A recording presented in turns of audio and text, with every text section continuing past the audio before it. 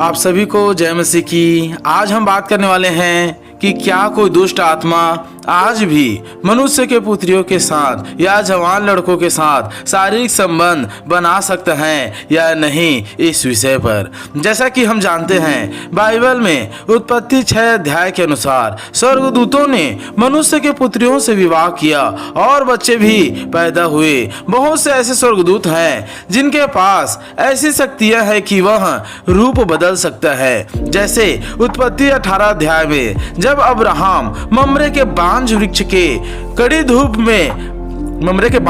के नीचे कड़ी धूप में अपने तंबू के द्वार पर बैठा था, तभी यहोवा का दर्शन पाया। उसने आंख उठाकर दृष्टि की तो क्या देखा कि 3 पुरुष उसके सामने खड़े हैं। यह 3 पुरुष कोई मनुष्य नहीं था, लेकिन मनुष्य के जैसे खा और पी सकते थे।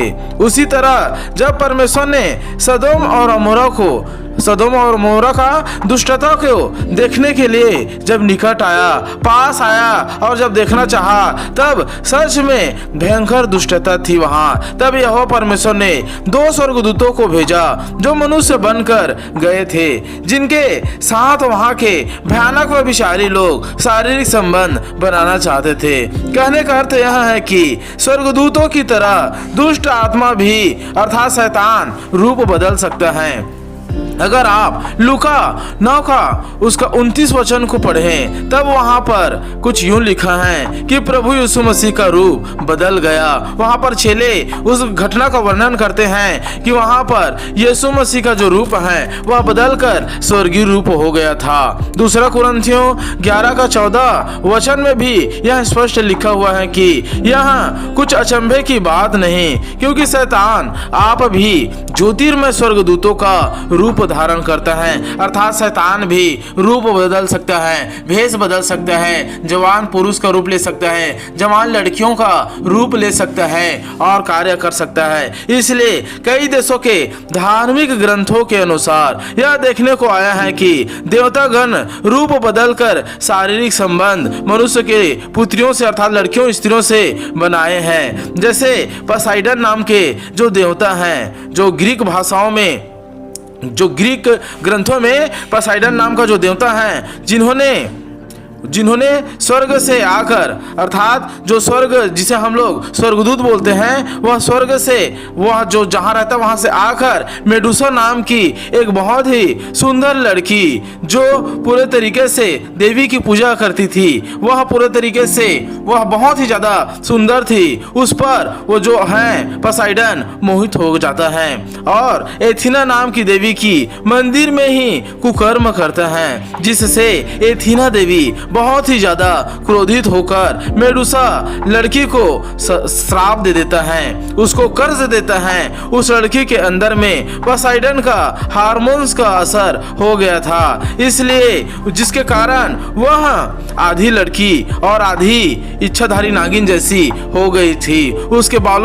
उसके जो बाल थे वे पूरे तरीके से सर्प वाले बन गए थे और वह पूरे तरीके से उसी मंदिर के उजड़े स्थानों में रहा करती थी। जो कोई भी आदमी उसको देखता था वह पत्थर का बन जाता था। बाइबल में यशायाह के अध्याय में भी ऐसे ही घटनाओं का वर्णन है। ऐसी डरावनियों को पूरे तरीके से लिलित कहा गया है, जो उजड़े स्थानों में वास करती हैं, ऐसे ही को वह लिलित कहा गया है।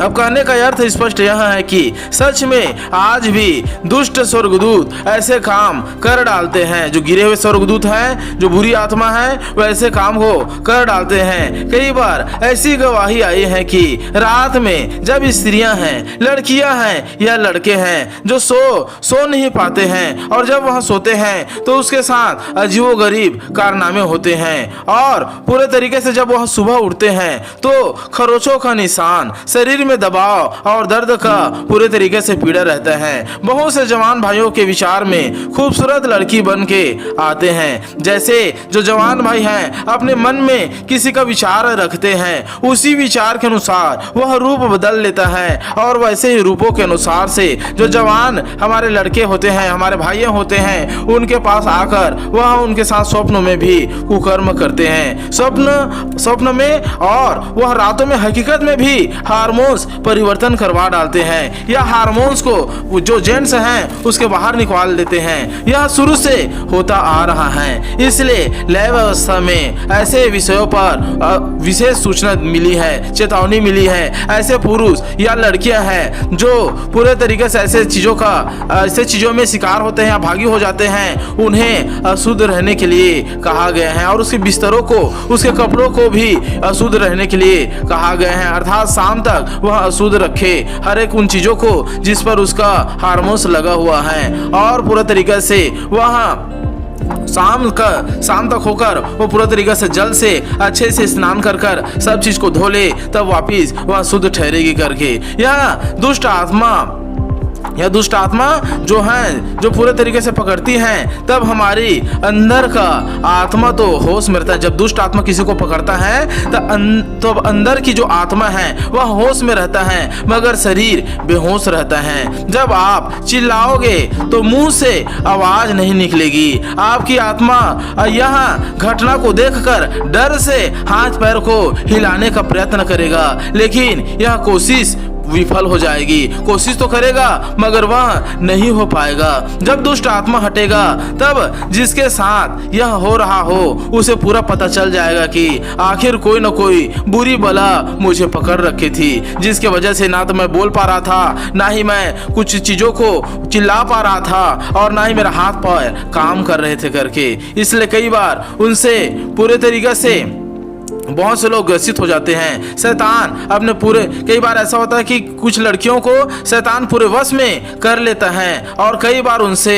बच्चे भी पैदा होते जो आधा मनुष्य और आधा राक्षस होता है, अर्थात आधा इंसानी बनावट और आधा शैतान होता है। शैतान बहुत बार इंसानों के हार्मोन्स में प्रवेश करता है और दिमाग को नियंत्रण करता है। इसलिए प्रभु यीशु मसीह ने कहा, सबसे अधिक अपने मन की रक्षा कर, वह नीति वचन में भी लिखा गया है। इसलिए पशुओं के साथ, कुत्तों के साथ जो शैतान है, जो जेंट्स के अंदर या लड़कियों के अंदर जब प्रवेश करता है, तब उनके दिमागों को नियंत्रण कर लेता है और उनके हार्मोन्स में प्रवेश करता है। तब उनको कोई चीज सूझ नहीं पड़ता।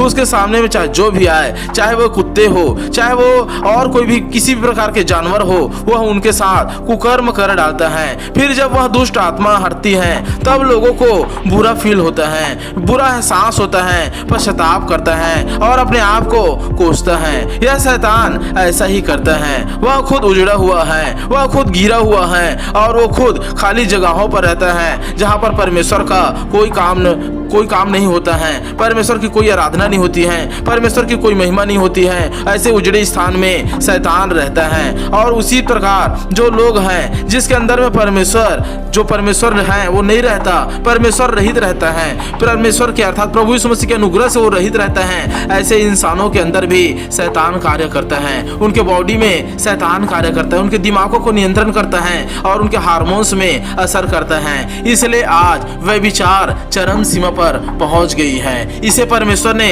अच्छे कार्यों के लिए बनाया था, लेकिन इसी को सबसे ज्यादा बुरे कामों में इस्तेमाल किया जा रहा है। परमेश्वर आप सबों को सुरक्षित रखे। अगर किसी भाई या बहनों के साथ या उनके परिवारों के साथ या कोई और लोगों के साथ ऐसी दुष्टता वाली घटना हो रही है, तो निश्चय वो प्रभु यीशु मसीह में बने रहे और सीखते रहे, क्योंकि जिस पर परमेश्वर का बाड़ा बंधा हुआ है, शैतान उसे छू नहीं सकता।